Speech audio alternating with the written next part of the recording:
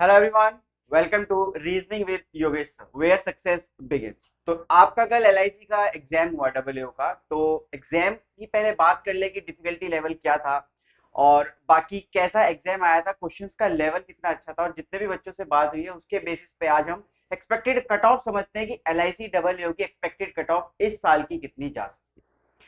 कुछ पॉइंट्स पे बात कर लेते हैं पहले यहाँ पर कि एग्जाम का जो इस बार पैटर्न था वो कैसा था। तो देखो, इस बार का जो लेवल ऑफ डिफिकल्टी था उसको हम मॉडरेट ही बोलेंगे, इजी तो बिल्कुल भी नहीं था।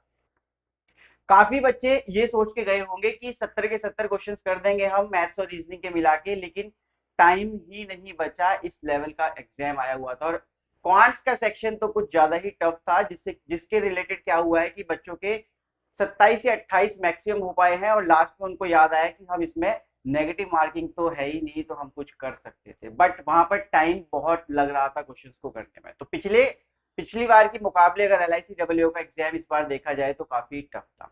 अब बात अगर यहाँ पर रजिस्ट्रेशन की करें तो रजिस्ट्रेशन आपके करीब 5 लाख रजिस्ट्रेशन थे। डबल एओ जर्नलिस्ट के लिए सिर्फ बात कर रहा हूं मैं। तो 5 लाख रजिस्ट्रेशन थे, लेकिन लेकिन बच्चों यहाँ पर एग्जाम एक ही दिन में हुआ है। अब आप समझ सकते हो कि अगर एक ही दिन में एग्जाम हुआ है तो बच्चे कुछ तो कम रहे होंगे, क्योंकि आपका आज फोर्थ और फिफ्थ को आईबीपीएस क्लर्क भी है।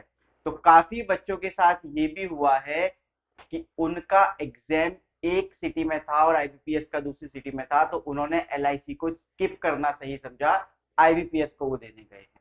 तो यहाँ पर काफी बच्चे जो होंगे वो स्किप कर चुके हैं एग्जाम को। तो बहुत ही कम बच्चों ने एग्जाम दिया है। अगर यहाँ पे हिसाब भी लगाया जाए तो मैक्सिमम शायद 3 लाख बच्चों ने यहाँ पर एग्जाम दिया है, और एक ही दिन में सारा एग्जाम हो गया। और बहुत सारी सिटीज ऐसी थी जहाँ पे सिर्फ एक ही सेंटर था, जिसमें 4 शिफ्ट हुई बट एक ही सेंटर था। तो आप उससे हिसाब लगा सकते हो कि बच्चे काफी कम रहे। रीजनिंग की बात करें तो रीजनिंग के अंदर गुड अटेम्प्ट जो थे हमारे वो 30 के आसपास आप मान सकते हो कि 30 तक अगर कोई करके आया तो वो गुड अटेम्प्ट माने जा रहे थे। मतलब मैं बहुत अच्छे लेवल की बात कर रहा हूँ, ठीक है। ऐसे तो आप 22-23 भी करके आए।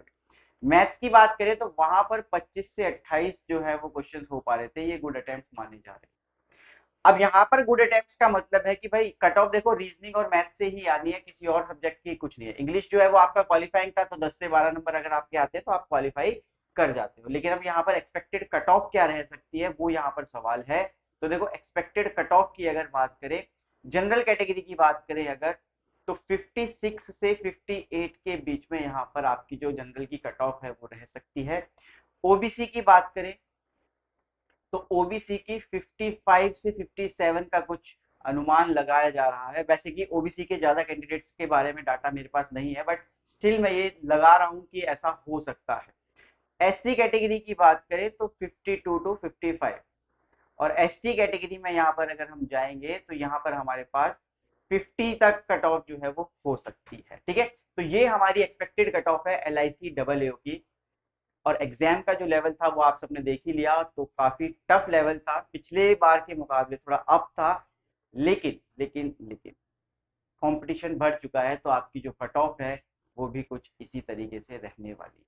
तो आई होप आपको यहाँ पर कट ऑफ समझ में आई होगी, आपको कुछ आइडिया लगा होगा कि आप लोग मेंस जा रहे हैं या नहीं। तो अगर आप मेंस जा रहे हैं तो आप अभी से तैयारी शुरू कर दें, और अपने कमेंट सेक्शन में जरूर बताएं कि आपका किस शिफ्ट में एग्जाम था और आपके कितने अटेम्प्ट सेक्शन वाइज हुए हैं। Thank you.